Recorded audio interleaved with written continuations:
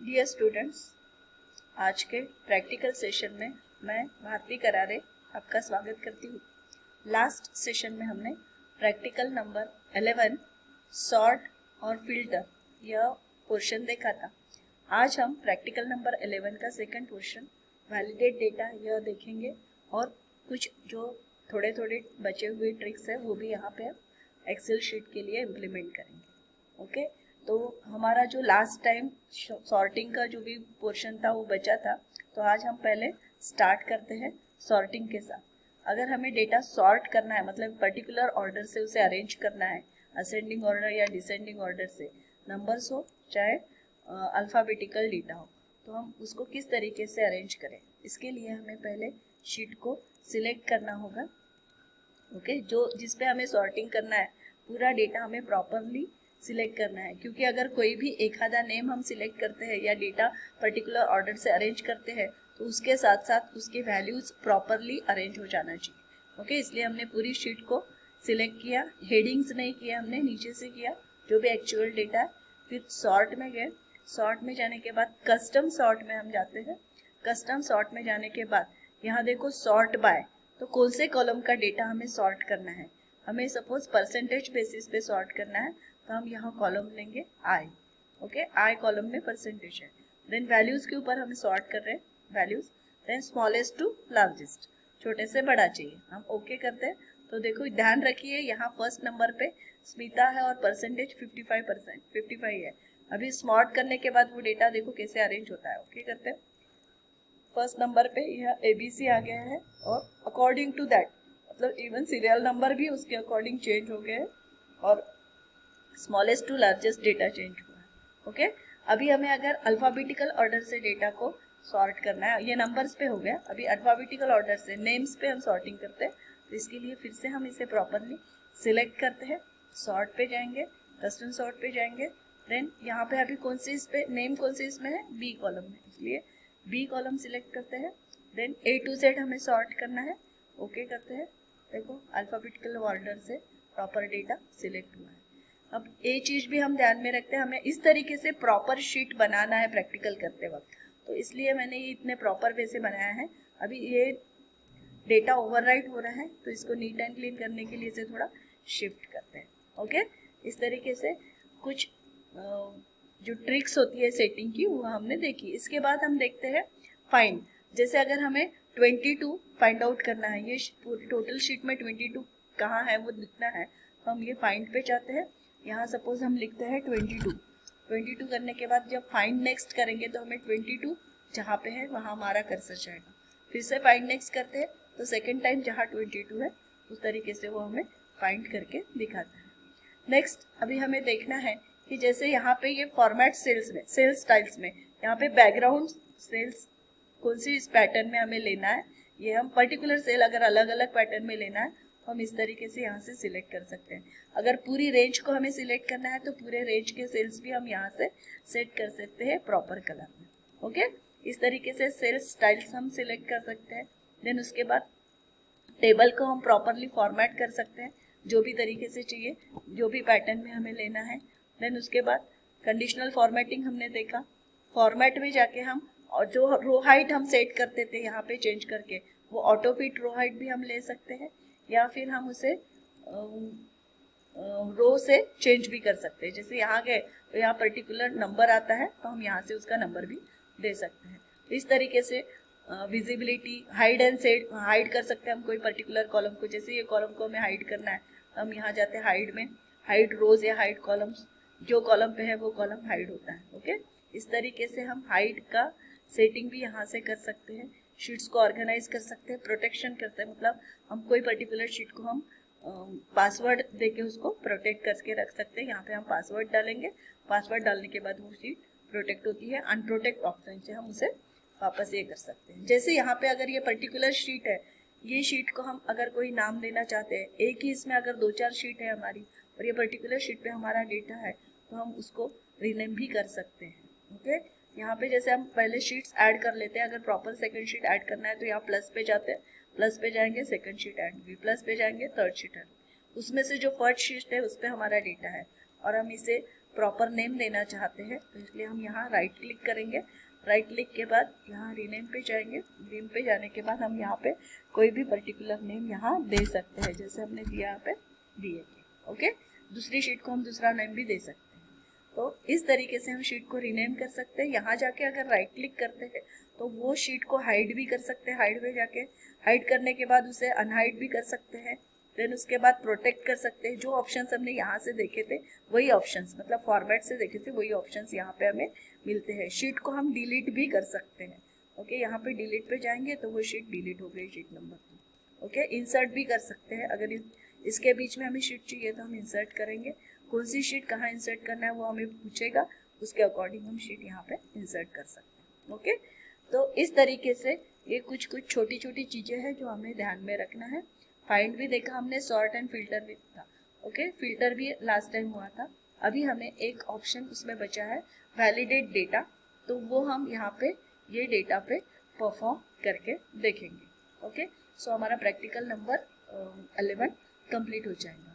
अब ये डेटा को वैलिडेट करने के लिए आपको प्रॉपर ऐसे शीट बनाना है प्रैक्टिकल में। ओके, अभी अगर हमें एक डेटा को वैलिडेट करने के लिए हम पहले ये शीट का जो डेटा है वो इरेज करते हैं। ठीक है,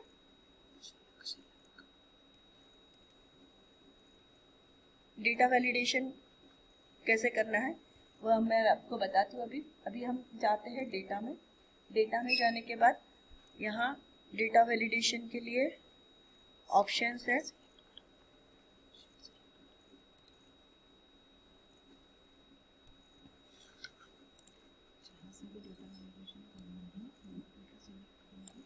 जो डेटा को हम वैलिड, मतलब डेटा वैलिडेशन हम किस लिए करते हैं, जैसे अगर हमारे मार्क्स हमें 100 के ऊपर मार्क्स नहीं चाहिए, सपोज हम 100 मार्क का पेपर है, 100 के ऊपर मार्क्स नहीं चाहिए, या 0 से नीचे मार्क्स हमें नहीं चाहिए, या फिर मार्क्स की जगह पे जैसे 10 ना लिखते हुए TEN 10 ऐसा नहीं लिखना है। तो इस तरीके से हमें अगर प्रॉपर वे से डेटा को एंटर करना है, इसके लिए हम डेटा वैलिडेशन का रूल लागू करते हैं।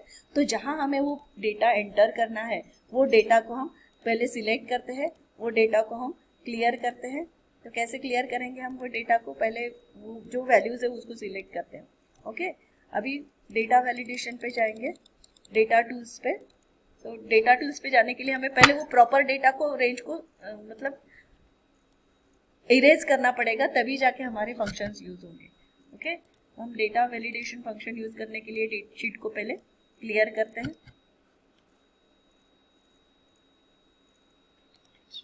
शीट को हम पहले क्लियर करते हैं।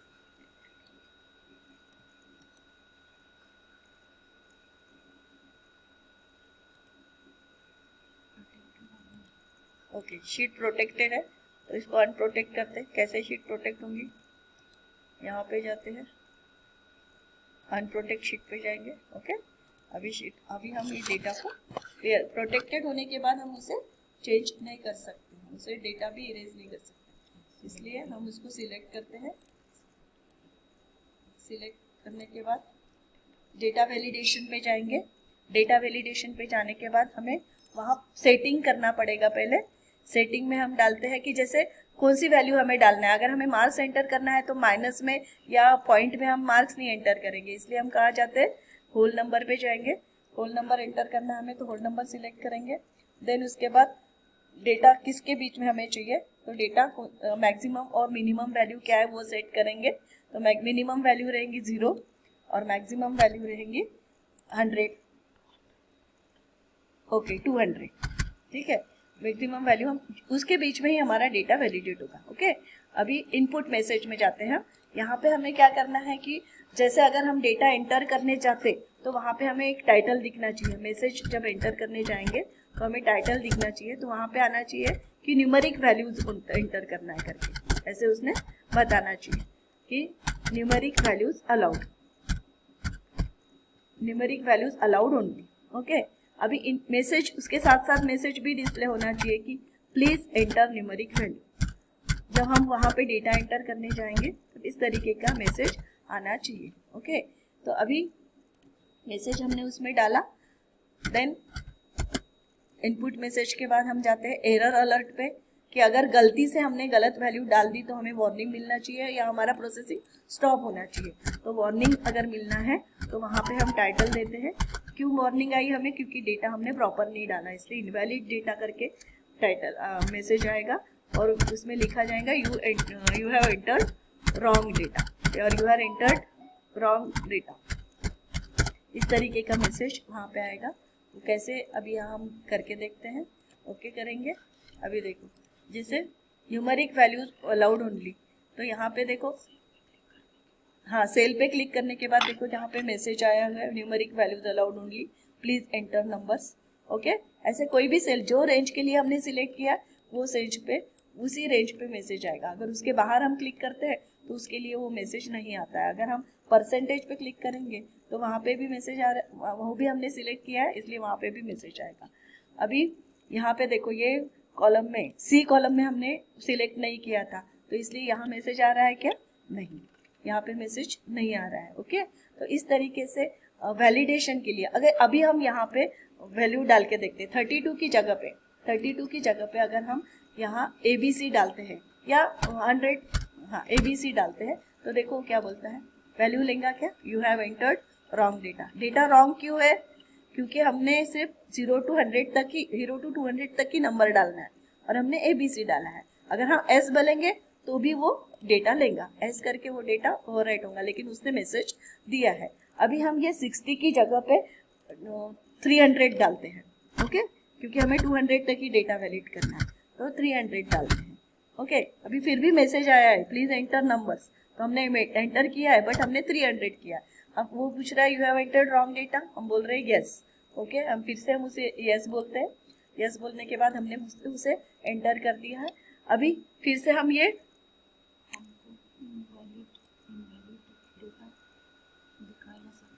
हाँ, अभी हमें डेटा देखना, जो डेटा हमने एंटर किया है वो अगर रॉन्ग है तो हम कैसे फाइंड आउट करेंगे कि कौन सा डेटा हमारा रॉन्ग है? तो इसलिए सर्कल इनवैलिड डेटा में जाएंगे। तो देखो जो भी डेटा इनवैलिड है वो उसने सर्कल करके दिखाया हुआ है। 200 के ऊपर जो वैल्यूज गई है उसमें उसने डॉट भी इंक्लूड किया है क्योंकि हमने सिर्फ होल नंबर बोला था, तो होल नंबर के अकॉर्डिंग वो होल नंबर के अकॉर्डिंग ये पॉइंट में है, इसलिए ये भी डेटा उसमें आ गया है। ओके, अभी इस तरीके से उसका वो इनवैलिड जो डेटा है उसे हमें फिर से ये सर्कल निकालना है इनवैलिड डेटा के, तो उसके लिए फिर से हम डेटा वैलिडेशन में जाएंगे। ये जो चीजें है ये प्रॉपर हमने जो डेटा एंटर किया उसको क्रॉस चेक करने के लिए हमने ये सर्कल से उसको वैलिडेट किया है। इनवैलिड में जाएंगे, सर्कल को हम फिर से क्लियर करेंगे, क्लियर वैलिडेशन सर्कल्स में जाएंगे। ओके, तो इस तरीके से डेटा वैलिडेशन में जाके हम वो जो डेटा है उसको सर्कल को मार्क कर सकते हैं, सर्कल इनवैलिड में, देन उसके बाद उस सर्कल को हम क्लियर भी कर सकते हैं। तो ये हो गया हमारा डेटा वैलिडेशन फंक्शन। अभी एक चीज मैं आपको फिर से बताना चाहती हूँ, थोड़ा एक 5 मिनट में कि जैसे हमने ये डेटा एंटर किया है यहाँ 10, 20, 30, 40, 80, ओके, कुछ भी डेटा जो भी है यहाँ पे एंटर किया। अब इसके ऊपर हमें एक ये डेटा को प्रॉपरली अरेंज करना है, तो उसके लिए हमें क्या करना है, उसका प्रॉपर फॉर्मेट होना चाहिए। तो इसलिए यहाँ हमने ये जो डेटा एंटर किया यहाँ चाहते हैं ये प्रॉपर नंबर में, यहाँ पे अलग अलग फॉर्मेट्स दिए हुए हैं। जैसे जनरल फॉर्मेट लेना है तो इस तरीके से लेंगे, अगर हमें उसका डेसिमल पॉइंट में उसकी वैल्यूज को लेना है तो हम यहाँ जाते हैं और ये डेसिमल नंबर सिलेक्ट करते हैं। हम अगर करेंसी में लेना चाहते हैं डॉलर में तो करेंसी से आता है। तो इस तरीके से हमें एक प्रॉपर फॉर्मेट उसके लिए सिलेक्ट करना है। शॉर्ट डेट में जाएंगे, शॉर्ट डेट लेंगे, लॉन्ग डेट में जाना है तो लॉन्ग डेट लेंगे। लॉन्ग डेट क्यों यहाँ पे HHI, क्योंकि उसके लिए स्पेस कम हो रही है, हमने स्पेस कॉलम की विड्थ बढ़ा दी, तो अकॉर्डिंग टू दैट वो डेट प्रॉपर डे, मंथ और इसके अकॉर्डिंग एडजस्ट हुई। ओके, तो इस तरीके से हम उसको प्रॉपरली अरेंज कर सकते हैं, टाइम भी हम अरेंज कर सकते हैं। Okay, so these are all formatting options scientific, तो जो भी ऑप्शंस है हम इस तरीके से उसमें यूज करके देख सकते हैं। ओके, तो इस तरीके से प्रैक्टिकल नंबर 11 यहाँ कंप्लीट होता है। आज के लिए हम यही रुकते हैं, नेक्स्ट टाइम हम फिर से मिलते हैं नेक्स्ट प्रैक्टिकल्स के साथ, प्रैक्टिकल नंबर 12, ओके, और कुछ और ट्रिक्स के साथ। Thank you.